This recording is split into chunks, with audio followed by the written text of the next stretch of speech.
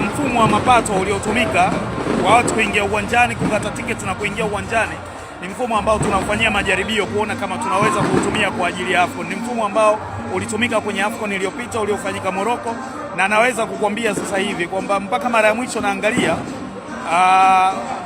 idadi ya tiketi na fedha zilizoingia zilikuwa takriban milioni 240 na kitu, ukilinganisha na mechi ya mwisho ya Yanga na Simba kwenye uwanja huu Amani ambayo iliingiza milioni 27. Kwa hivyo unaweza kupata picha jinsi ambavyo tumefanikiwa. Kwa hiyo mambo mawili kwenye maamuzi yetu, kwa sasa hivi tuna usaidizi wa video, lakini kwenye mapato tunafanyia majaribio mfumo ambao kwa hali yoyote utakuja kutumika katika siku za usoni kwenye mashindano mbalimbali yakiwemo ya AFCON ambayo tunaiandaa kwa kushirikiana na Kenya na Uganda mwakani. Jambo la pili, naomba niwakaribishe sasa. Hii inaitwa Kizimkazi Derby ya safari hii, japokuwa kwa kawaida ni Kariakoo Derby.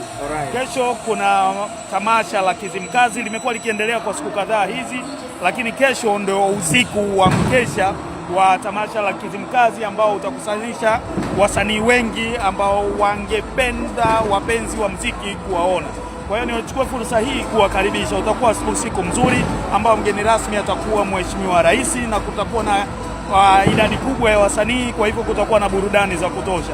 Burudani imeanza leo, tumeona mpira mzuri regardless ya matokeo yamekuwa mazuri kwako wewe ni Yanga ama yamekuwa mabaya kwa vile wewe ni Simba, lakini kesho burudani itaendelea kule Kizimkazi. Kwa hiyo nichukua fursa hii kuwakaribisha sana. Mheshimiwa, hatujakuona kwenye lineup. Kesho tutegemea kuona stadium.